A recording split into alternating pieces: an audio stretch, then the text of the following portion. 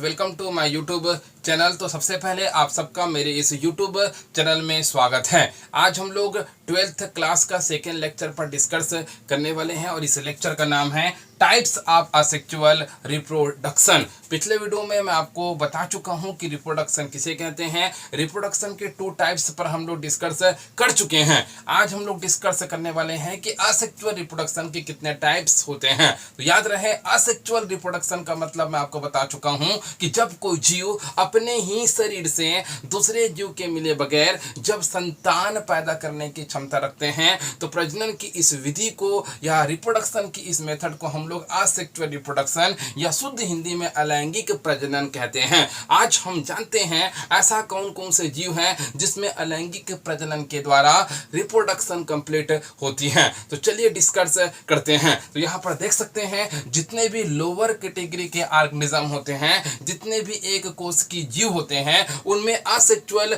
Reproduction की निम्नलिखित 6 प्रकार होती हैं। तो यहाँ पर मैं ब्लैक बोर्ड में इंपॉर्टेंट 6 टाइप लिखा हूं और याद रहे इन्हीं 6 प्रकारों में से 2 नंबर और 1 नंबर के बहुत सारे इंपॉर्टेंट क्वेश्चन जो होते हैं पूछे जाते हैं। तो 12वीं एनसीईआरटी बुक के साथ साथ जितने भी बच्चे कंपटीशन एग्जाम की तैयारी कर रहे हैं उन लोगों के लिए यह वीडियो जो है वो बहुत ही इंपॉर्टेंट है। तो चलिए मैं डिस्कस करता हूं असेक्सुअल रिप्रोडक्शन के इंपॉर्टेंट 6 टाइप पर। सबसे पहला टाइप को हम लोग बोलते हैं बायफिशन। अगर आप लोग हिंदी मीडियम वाले हैं तो यहाँ पर मैं लिखा हूँ विखंडन विधि। तो याद रहे विखंडन विधि के द्वारा असेक्सुअल रिप्रोडक्शन कंप्लीट होती है और इस फिशन के 2 टाइप्स होते हैं। पहला को हम लोग बोलते हैं बाइनरी फिशन, सेकेंड को हम लोग बोलते हैं मल्टीपल बाइनरी फिशन। तो बाइनरी फिशन का एग्जाम्पल होगा पैरामीशियम। पैरामीशियम एक ऐसा ऑर्गेनिज्म होती है जिसमें बाइनरी फिशन के द्वारा असेक्सुअल रिप्रोडक्शन जो होती है वो कंप्लीट होती है। सेकंड में लिखा हूं मल्टीपल बाइनरी फिशन। तो इसका एग्जांपल में लिखा हूं प्लाज्मोडियम। प्लाज्मोडियम एक ऐसा ऑर्गेनिज्म है जिसमें मल्टीपल बाइनरी फिशन के द्वारा असेक्सुअल रिप्रोडक्शन कंप्लीट होती है। आगे मैं इसका डिटेल डायग्राम बना के मैं आपको समझाऊंगा। नेक्स्ट में लिखा हूं बाय बडिंग। बडिंग को हिंदी में हम लोग बोलते हैं मुकुलन कहते हैं। तो कई बार कंपटीशन एग्जाम में क्वेश्चन आता है कि बडिंग के थ्रू असेक्सुअल रिप्रोडक्शन कौन से ऑर्गेनिज्म में कंप्लीट होती है। तो उसका एग्जांपल में लिखा यहां पर हाइड्रा। हाइड्रा एक ऐसा ऑर्गेनिज्म होती है जिसमें बडिंग के थ्रू असेक्सुअल रिप्रोडक्शन कंप्लीट होती है। फिर मैं लिखा हूं बाय प्लाज्मोटोमी और याद रहे प्लाज्मोटोमी को हम लोग हिंदी में प्लाज्मोटोमी ही कहते हैं। तो प्लाज्मोटोमी के थ्रू जो रिप्रोडक्शन कंप्लीट होती है उसका एग्जांपल है पॉलीमिक्सिया। पॉलीमिक्सिया एक ऐसा ऑर्गेनिज्म होती है जिसमें प्लाज्मोटोमी प्रोसेस के द्वारा असेक्सुअल रिप्रोडक्शन जो है कंप्लीट होती है। फिर मैं लिखा हूं बाय गेम्यूल्स और गेम्यूल्स को हम लोग हिंदी में गेम्यूल्स ही कहते हैं। तो गेम्यूल्स का इसका मैं एग्जांपल लिखा हूं स्पॉन्जिला। स्पॉन्जिला एक ऐसा ऑर्गेनिज्म होती है जिसमें गैम्यूल्स के थ्रू असेक्सुअल रिप्रोडक्शन कंप्लीट होती है। फिर मैं लिखा हूं बाय फ्रेगमेंटेशन और लिखा हूं बाय फ्रेगमेंटेशन और रीजनरेशन। इसको हम लोग हिंदी में बोलते हैं खंडीभवन और रीजनरेशन को हम लोग हिंदी में कहते हैं पुनरत भवन कहते हैं। तो फ्रेगमेंटेशन और रीजनरेशन भी क्या है, असेक्सुअल रिप्रोडक्शन की एक इंपॉर्टेंट मेथड है। तो इसका एग्जांपल मैं लिखा हूं हाइड्रा और प्लेनेरिया। हाइड्रा और प्लेनेरिया एक ऐसे ऑर्गेनिज्म होती हैं जिसमें असेक्सुअल रिप्रोडक्शन की जो प्रोसेस होती है वो फ्रेगमेंटेशन और रीजनरेशन के थ्रू कंप्लीट होती है। फिर मैं सबसे लास्ट पॉइंट में लिखा हूं बाय स्पोर। इसको हिंदी में हम लोग कहते हैं बीजाणुओं के द्वारा।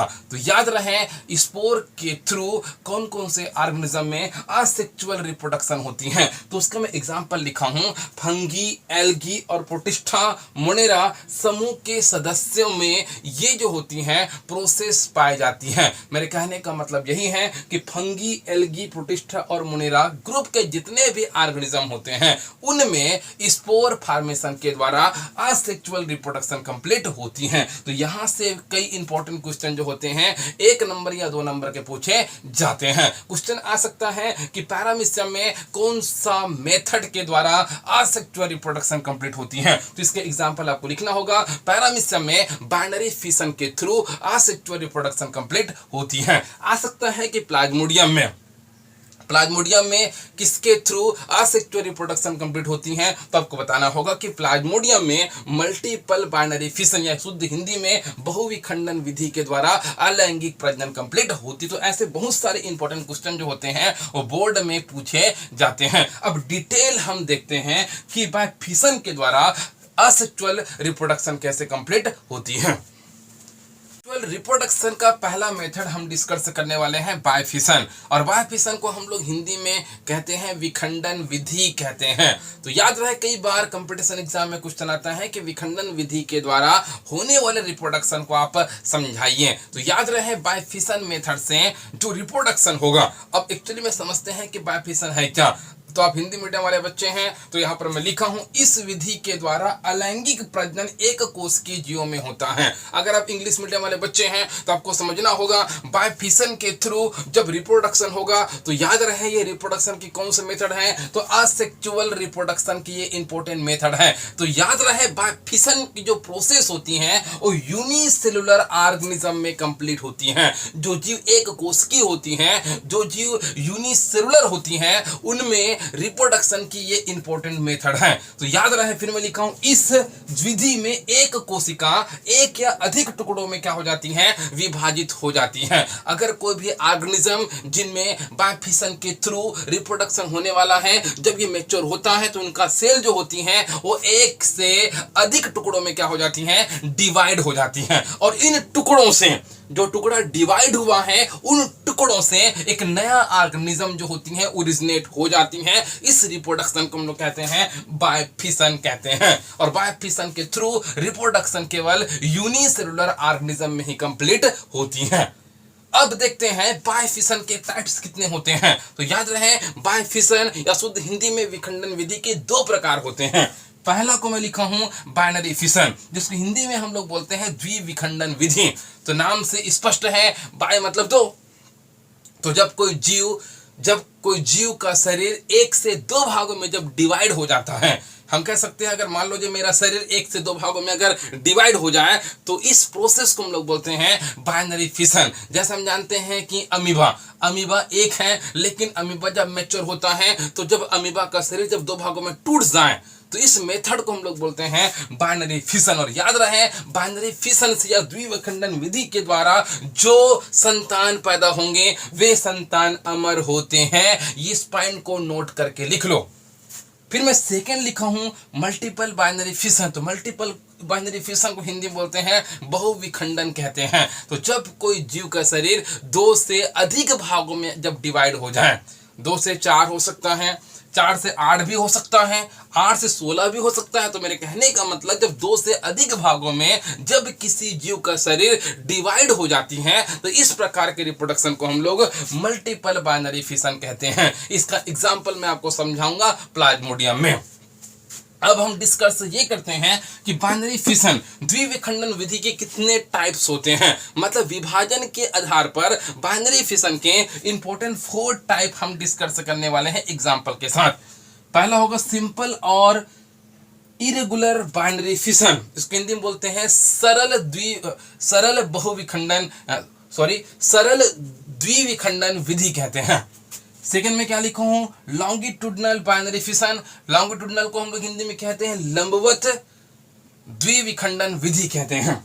फिर मैं क्या लिखा हूं, ऑब्लिक्यू बाइनरी फिशन, इसको हिंदी में हम लोग कहते हैं तिर्यक द्विविखंडन विधि कहते हैं। और चौथा में लिखा हूं ट्रांसवर्स बाइनरी फिशन, जिसको हिंदी में हम लोग अनुप्रस्थ द्विविखंडन विधि कहते हैं। मतलब पॉइंट ये क्लियर होना चाहिए कि बाइनरी फिशन के इंपॉर्टेंट 4 टाइप्स होते हैं। पहला क्या है, सिंपल या इरेगुलर बाइनरी फिशन। सेकंड में क्या लिखा हूं, लॉन्गिट्यूडनल बाइनरी फिशन। थर्ड में क्या लिखा हूं, ऑब्लिक्यू बाइनरी फिशन। और फोर्थ में क्या लिखा हूं, ट्रांसवर्स बाइनरी फिशन। तो याद रहे अगर नीट में अगर एग्जाम पूछा जाए कि पैरामीशियम में कौन सा, हमें पता है कि पैरामीशियम में बाइनरी फिशन के द्वारा ही रिप्रोडक्शन कंप्लीट होती है। लेकिन अगर हाई लेवल का टॉपिक ये क्वेश्चन आता है कि अगर पैरामीशियम में कौन से मेथड के थ्रू रिप्रोडक्शन होता है तब क्या लिखोगे। इसलिए मैं इतना डिटेल पढ़ा रहा हूं। जब तक मैं आपको डायग्राम बना के नहीं समझाऊंगा तब तक पैरामीशियम में होने वाला रिप्रोडक्शन की इंपॉर्टेंट मेथड को आप नहीं समझ पाओगे। तो इसलिए ये चारों पॉइंट आपको याद रखना बेहद जरूरी है। हम लोग बाइनरी फिशन का सबसे पहला प्रकार में लिखा हूं सिंपल बाइनरी फिशन।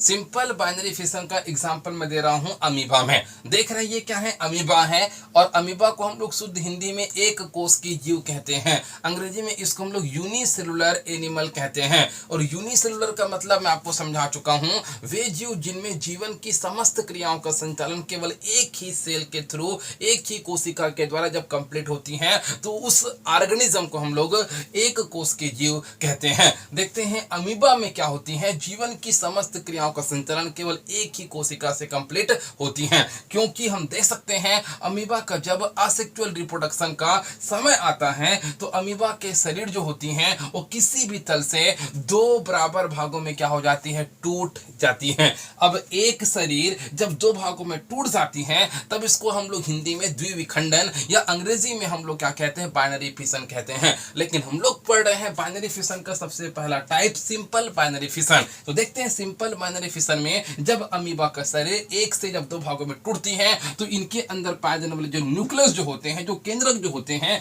ये भी दो बराबर भागों में क्या हो जाती हैं, टूट जाती हैं, जिनके कारण से पूरा शरीर जो होती हैं वो अलग अलग हो जाती हैं। अब कहते हैं एक अमीबा से जब दो नए अमीबा बनती हैं तो उस दो नए अमीबा को हम लोग डॉटर अमीबा के नाम से जानते हैं। और ये क्या है, सिंपल बाइनरी फिशन का इंपॉर्टेंट मेथड है। सेकेंड पॉइंट में लिखा हूं लॉन्गिट्यूडनल बाइनरी फिशन। तो लॉन्गिट्यूडनल बाइनरी फिशन का एग्जांपल मैं दिया हूं यूग्लिना में। यहां पर देखते हैं ये क्या है, यूग्लिना है। हम लोग जानते हैं ये भी क्या है, यूनिसेलुलर ऑर्गेनिज्म है, क्योंकि इनमें भी जीवन की समस्त क्रियाओं का संचालन केवल एक ही कोशिका से होता है। तो देखते हैं यूग्लिना। यूग्लिना में जब क्या होती हैं तो लॉन्गिट्यूडनल का मतलब बीच से। अब देखते हैं इनके अंदर पांच ये क्या है, जेनेटिक क्या है, मटेरियल है, जिसको हम लोग न्यूक्लियस कहते हैं। इनका भी न्यूक्लियस क्या होती है, दो बराबर भागों में टूट जाती हैं। इनके न्यूक्लियस के जब डिवीजन होती हैं तो इनके शरीर में पाए जाने वाली ये जो कोशिका होती हैं बीचों बीच देख सकते हैं यहाँ पे इनकी जो कोशिका होती है दो बराबर भागों में टूट रही है। तो जब ये बीच से जब दो बराबर भागों में टूट जाती है तो यहाँ पर देखेंगे आप लोग एक यूग्लिना से दो नए यूग्लिना बन रहे हैं। अब एक यूग्लिना से जब दो नए यूग्लिना बन रही हैं तो इसको हम लोग बोलते हैं लॉन्गिट्यूडनल बाइनरी फिशन। और जो नए दो यूग्लिना बनती हैं इसको हम लोग बोलते हैं डॉटर यूग्लिना कहते हैं। इस प्रकार देखते हैं इनमें भी लॉन्गिट्यूडनल बाइनरी फिशन के द्वारा आसानी से रिप्रोडक्शन कंप्लीट। फिशन का तीसरा टाइप देखते हैं जिसका नाम है ऑब्लिक्यू बाइनरी फिशन। तो ऑब्लिक्यू बाइनरी फिशन को हम लोग हिंदी में कहते हैं तिर्यक द्विविखंडन कहते हैं। याद रहे जीवों में तिर्यक द्विविखंडन की जो प्रोसेस होती है, इस विभाजन में विभाजन का अक्ष जो है वो प्राणी के लंबवत अक्ष के साथ एक कोण बनाते हुए होता है। कहने का मतलब ये है कि जब जीवों में जब ऑब्लिक्यू बाइनरी फिशन का समय आता है तो जीव का शरीर जो होती है लंबवत विभाजित होते हुए एक कोण बनाते हुए नीचे की ओर झुककर ये जीव जो होती है बीच से दो बराबर भागों में टूटकर अलग हो जाती हैं। अब जब दो बराबर भागों में टूटकर अलग हो जाती हैं तो इस प्रकार के विभाजन को हम लोग ऑब्लिक्यू बाइनरी फिशन कहते हैं, क्योंकि इनमें तिर्यक मतलब तिरछे रूप से ये कोण बनाते हुए इनका शरीर जो होती है एक जीव से दो बराबर भागों में क्या हो जाती है, टूटकर दो नए जीव का निर्माण करती हैं। तो इसका मैं एग्जांपल लिखा हूं सीरेटियम और गोनियोलेक्स।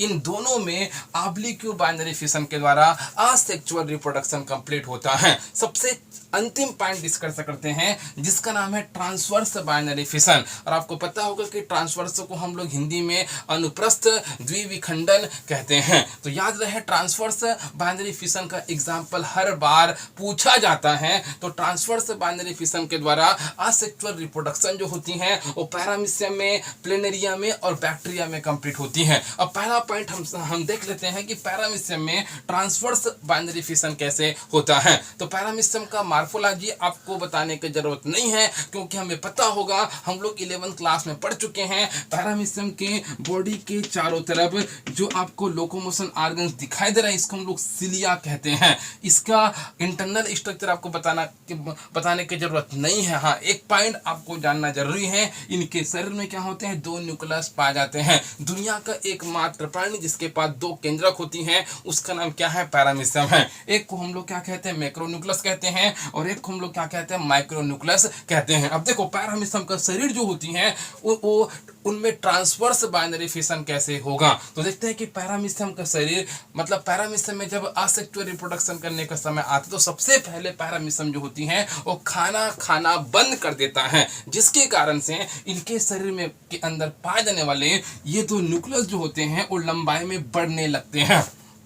अब जब न्यूक्लियस जब बढ़ने लगते हैं तो कुछ देर के बाद क्या होगा, इनके न्यूक्लियस में क्या होगा, ड्यूजन होगा, जिसके कारण से ये दो न्यूक्लियस 2 से 4 में कन्वर्ट हो जाते हैं। और दोनों न्यूक्लियस को अलग करने के लिए बीच में एक पट्टी जो आप चित्र में देख रहे हैं, एक पट्टी बन जाती है जिसको हम लोग अंग्रेजी में हम लोग क्या कहते हैं, सेप्टम कहते हैं। ये सेप्टम जो होती है दोनों न्यूक्लियस को क्या कर देती है, डिवाइड कर देती है। और जब यहाँ पर देखो ये दोनों न्यूक्लियस यहाँ जाकर यहाँ की कोशिकाओं को विभाजन के लिए प्रेरित कर देते, तो इस प्रकार देखते हैं कि दो अलग अलग जगहों में हम देखते हैं कि दो अलग अलग पैरामीशियम बन जाते हैं। तो एक ही शरीर में इस प्रकार का विभाजन होती है। कुछ समय के बाद इनके जो सेप्टम जो होते हैं इन दोनों पैरामीशियम को एक दूसरे से अलग कर देती हैं, जिसके कारण देखते हैं एक पैरामीशियम से दो नए पैरामीशियम बन जाती हैं। हम देखते हैं कि पैरामीशियम का एक शरीर सबसे पहले आपको महत्वपूर्ण याद रखना होगा, इनमें ट्रांसवर्स बाइनरी फिशन में इंपॉर्टेंट रोल प्ले करती हैं पैरामीशियम के न्यूक्लियस। मैक्रो और माइक्रो न्यूक्लियस इनमें क्या होगा, तनाव बढ़ेगा। इनमें जब ड्यूजन होगा तो 2 से कितने बनेंगे, 4 न्यूक्लियस बनेंगे। और दो न्यूक्लियस जो होते हैं ये दोनों न्यूक्लियस जो होते हैं विपरीत ध्रुवों की कोशिकाओं को ये क्या करेंगे, विभाजन के लिए प्रेरित करेंगे। और इन न्यूक्लियस को अलग करने के लिए यहाँ पर सेप्टम के क्या बनेगी, पट्टी बनेगी, जिसके कारण से एक ही शरीर में दो नए पैरामीशियम क्या होंगे, पैदा होंगे, जिसको हम लोग बोलते हैं बाइनरी फिशन कहते हैं। इस प्रकार देखते हैं कि पैरामीशियम में ट्रांसवर्स बाइनरी फिशन के द्वारा रिप्रोडक्शन की प्रोसेस जो होती है वो कंप्लीट होती है। अगर हम लोग ये डिस्कस कर रहे हैं असेक्सुअल रिप्रोडक्शन के टाइप्स, तो टाइप्स ऑफ असेक्सुअल रिप्रोडक्शन इसके बारे में हम लोग पढ़ चुके हैं। पहला पॉइंट हम डिस्कस किए थे फिशन के बारे में। तो फिशन के 2 टाइप्स होते हैं। पहला पॉइंट यहाँ पर लिखो बाइनरी फिशन, सेकंड को हम लोग बोलते हैं मल्टीपल बाइनरी फिशन। और बाइनरी फिशन के बारे में हम लोग पढ़ चुके हैं, इसके 4 टाइप्स हैं। पहला होगा सिंपल बाइनरी फिशन, दूसरा क्या होता है, तो दूसरा होता है लॉन्गिट्यूडनल बाइनरी फिशन, तीसरा हम लोग पढ़ चुके हैं ऑब्लिक्यू बाइनरी फिशन, और चौथा हम लोग डिस्कस कर चुके हैं ट्रांसवर्स बाइनरी फिशन। इनके जो एग्जांपल मैं जो आपको बताया हूं वो एग्जांपल जो होते हैं वो बोर्ड एग्जाम में पूछे जाते हैं, तो आप लोगों से रिक्वेस्ट है उनका एग्जांपल आप अच्छे से याद कीजिएगा। फिर आगे डिस्कस करते हैं हम लोग मल्टीपल बाइनरी फिशन। तो मल्टीपल बाइनरी फिशन से भी इंपॉर्टेंट क्वेश्चन जो होते हैं वो बोर्ड में पूछे जाते हैं। अब डिस्कस करते हैं कि मल्टीपल बाइनरी फिशन है क्या। इसको हिंदी में हम लोग कहते हैं बहुविखंडन कहते हैं। और बहुविखंडन का मतलब आप समझ चुके होंगे। तो इनमें क्या होगा, एक कोशिका जो होती है बहुत सारे भाग में क्या हो जाती है, टूट जाती हैं। एक कोशिका का कई टुकड़ों में टूट जाना ही मल्टीपल बाइनरी फिशन कहलाती हैं। इसका एग्जाम्पल मैं आपको बताता हूं, ये अमीबा है। याद रहे अमीबा के अंदर एक न्यूक्लियस पाई जाती है। अगर बात किया जाए अमीबा अगर फेवरेबल कंडीशन में नहीं है, अगर अमीबा के न्यूक्लियस को डिवीजन करने के लिए अगर हम कह सकते हैं अनुकूल वातावरण नहीं मिलेगा तो क्या होगा। यहाँ पर देखते हैं अमीबा के न्यूक्लियस को अगर डिवीजन करने के लिए अगर अनुकूल वातावरण नहीं मिलेगा तो इस अमीबा के शरीर के चारों तरफ एक 3 लेयर बनती है। देख सकते हैं इनके चारों तरफ एक 3 लेयर बनती है। इन 3 लेयर को हम लोग क्या कहते हैं, सिस्ट कहते हैं। यहाँ अंग्रेजी में लिखो 3 लेयर सिस्ट, मतलब इनके न्यूक्लियस को नष्ट होने से बचाने के लिए अमीबा के अंदर पाए जाने वाले केंद्रक को अनफेवरेबल कंडीशन में नष्ट होने से बचाने के लिए अमीबा के चारों तरफ क्या बनेगी, 3 प्रोटेक्शन लेयर बनेगी। और जब प्रोटेक्शन लेयर बनती है तब इस प्रोसेस को हम लोग क्या कहते हैं, अनसिस्टिलेशन कहते हैं। तो अनसिस्टिलेशन किसे कहते हैं, तो याद रहे अमीबा को जब रिप्रोडक्शन के लिए जब अनुकूल वातावरण नहीं मिलता अर्थात अनफेवरेबल कंडीशन में अमीबा के शरीर के चारों तरफ 3 लेयर बनती हैं। इसको हम लोग क्या कहते हैं, सिस्ट कहते हैं। और जब सिस्ट बनती हैं तब इस प्रोसेस को हम लोग क्या कहते हैं, अनसिस्टिलेशन कहते हैं। लेकिन ये मल्टीपल बाइनरी फिशन यहाँ पर नहीं हुआ है। लेकिन आगे देखते हैं जब इसी अमीबा का जब रिप्रोडक्शन के लिए जब अनुकूल वातावरण आती है, या हम कह सकते हैं जब इसी अमीबा का जब फेवरेबल कंडीशन आती है हैं तो फेवरेबल कंडीशन आने के कारण से इस अमीबा के न्यूक्लियस में क्या होगा, कैरियोकाइनेसिस होगा। कैरियोकाइनेसिस होगा मतलब बहुत सारे न्यूक्लियस वहां पर बनेंगे। देखो यहाँ पर एक था, लेकिन जब इनमें कैरियोकाइनेसिस होगा तो एक से बहुत सारे न्यूक्लियस क्या होंगे, बनेंगे, और न्यूक्लियस के चारों तरफ क्या होगी, प्रोटेक्शन लेयर होगी। अब बहुत सारे जब न्यूक्लियस बन जाते हैं तब इसको हम लोग बोलते हैं सूडोपोडियोस्पोर्स के नाम से जानते हैं। लेकिन जब इसमें सूडोपोडियोस्पोर्स का जब निर्माण हो जाएगा तब इसके चारों तरफ पाए जाने वाली जो सिस्ट था, जो प्रोटेक्शन लेयर था, वो डिस्ट्रॉय हो जाती हैं, वो डिसअपियर हो जाती हैं, अदृश्य हो जाती हैं। डॉट डॉट रेखा आपको ये बता रहा है इनकी जो क्या होते हैं, सिस्ट जो होते हैं अदृश्य हो रहे हैं। लेकिन इनके अंदर पाए जाने वाले सूडोपोडियोस्पोर जो होते हैं रिलीज होने लगते हैं। तो यहाँ पर मैं लिखा हूँ रिलीज ऑफ स्पोरुलेशन। तो सूडोपोडियोस्पोर का रिलीज हो जाना ही स्पोरुलेशन कहलाता है। तो पहला पॉइंट आप नोट कर सकते हैं, जब अमीबा अनफेवरेबल कंडीशन में होती हैं तब इनके बॉडी में क्या बनती है, सिस्ट बनती हैं। जब सिस्ट बनती हैं तब इस प्रोसेस को हम लोग क्या कहते हैं, अनसिस्टिलेशन के नाम से जानते हैं। लेकिन जब यही अमीबा जब फेवरेबल कंडीशन में आती हैं, जब उनमें मल्टीपल बाइनरी फिशन होता है तो इस प्रोसेस को हम लोग क्या कहते हैं, स्पोरुलेशन के नाम से जानते हैं। तो दो इंपॉर्टेंट क्वेश्चन जो होते हैं बोर्ड एग्जाम में पूछे जाते हैं। तो याद रहे, कहीं पर भी अगर आपको डाउट हुआ होगा तो कमेंट बॉक्स में कमेंट कर सकते हैं। अगर हमारे यूट्यूब में अगर आप नए हैं तो हमारे इस चैनल को आप सब्सक्राइब कीजिए। अगर कहीं पर भी डाउट हुआ होगा तो आप कमेंट बॉक्स में बिल्कुल हमें कमेंट करके बताइए। Thank you very much.